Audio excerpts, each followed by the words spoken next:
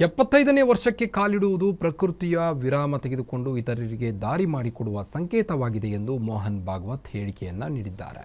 ವಿಚಾರಕ್ಕೆ ಯತ್ನಾಳ್ ಪ್ರತಿಕ್ರಿಯೆಯನ್ನು ನೀಡಿದ್ದಾರೆ. ವಿಜಯಪುರದಲ್ಲಿ ಮಾತನಾಡಿದ ಅವರು, ದೇಶದಲ್ಲಿರುವ ಎಲ್ಲರೂ 75 ವರ್ಷ ದಾಟಿದವರು, ಮನೆಯಲ್ಲಿ ಮಕ್ಕಳು ಮೊಮ್ಮಕ್ಕಳ ಜೊತೆ ಆಟ ಆಡಿಕೊಂಡು ಕೂರಲಿ ಅಂತ ಕೇವಲ ಮೋದಿಯವರಿಗೆ ಅನ್ವಯ ಯಾಕೆ? RSS ಅಂದರೆ ಇಡೀ ದೇಶಕ್ಕೆ ಗುರುತಿದ್ದ ಹಾಗೆ. ಗುರುವಿನ ಸ್ಥಾನದಿಂದ ಹಿರಿಯತನದ ಅವರು ಹೇಳಿದ್ದಾರೆ, ಅದನ್ನು ಎಲ್ಲರೂ ಪಾಲಿಸಬೇಕು. ಅದು ಕೇವಲ BJP ಮಾತ್ರ ಅಲ್ಲ, ಕಾಂಗ್ರೆಸ್ಗೂ ಅನ್ವಯ ಅಂತ ಹೇಳಿದ್ದಾರೆ. ಅನ್ನೋದು ಬರೀ ಮೋದಿಯವ್ರಿಗೆ ಯಾಕೆ ಅವ್ರಿಗೆ ಯಾಕೆ ಹೇಳ್ತಾರೆ? ದೇಶದಾಗ ಎಲ್ಲ ಇರೋರು 75 ವರ್ಷ ದಾಟದವರು ಮನ್ಯಾಗ ಮಕ್ಕಳನ್ನ ಮೊಮ್ಮಕ್ಕಳನ್ನ ಆಟಿಸೋದ್ಕೊಂಡ್ರಪ್ಪ ತಂದಂಗೆ. ಬರೀ ಮೋದಿಯವ್ರಿಗೆ ಪಾಪ ಮೋದಿಯವ್ರನ್ನ ಯಾಕೆ ನೀವು ಮದುವೆ ಮಾಡ್ತೀರಿ?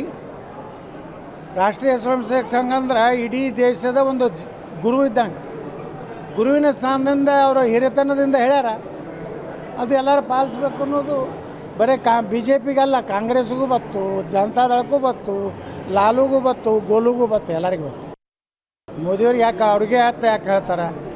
ದೇಶದಾಗ ಎಲ್ಲ ಇರೋರು 75 ವರ್ಷ ದಾಟದವರು ಮನ್ಯಾಗ ಮಕ್ಕಳನ್ನ ಮೊಮ್ಮಕ್ಕಳನ್ನ ಆಟಿಸೋದ್ಕೊಂಡ್ರಪ್ಪ ತಂದಂಗೆ. ಬರೀ ಮೋದಿಯವ್ರಿಗೆ ಪಾಪ ಮೋದಿಯವ್ರನ್ನ ಯಾಕೆ ನೀವು ಮದುವೆ ಮಾಡ್ತೀರಿ? ರಾಷ್ಟ್ರೀಯ ಸ್ವಯಂ ಸೇವಕ ಸಂಘ ಅಂದ್ರೆ ಇಡೀ ದೇಶದ ಒಂದು ಗುರು ಇದ್ದಂಗೆ. ಗುರುವಿನ ಸ್ಥಾನದಿಂದ ಅವರು ಹಿರಿತನದಿಂದ ಹೇಳ್ಯಾರ, ಅದು ಎಲ್ಲರೂ ಪಾಲಿಸ್ಬೇಕು ಅನ್ನೋದು ಬರೀ BJPಗಲ್ಲ, ಕಾಂಗ್ರೆಸ್ಗೂ ಬತ್ತು, ಜನತಾದಳಕ್ಕೂ ಬತ್ತು, ಲಾಲುಗೂ ಬತ್ತು, ಗೋಲುಗೂ ಬತ್ತು, ಎಲ್ಲರಿಗೂ ಬತ್ತು. ಮೋದಿಯವ್ರಿಗೆ ಯಾಕೆ ಅವ್ರಿಗೆ ಯಾಕೆ ಹೇಳ್ತಾರೆ?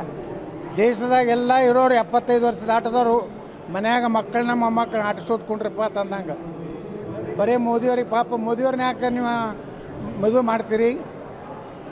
ರಾಷ್ಟ್ರೀಯ ಸ್ವಯಂ ಸೇವಕ ಸಂಘ ಅಂದ್ರೆ ಇಡೀ ದೇಶದ ಒಂದು ಗುರು ಇದ್ದಂಗೆ.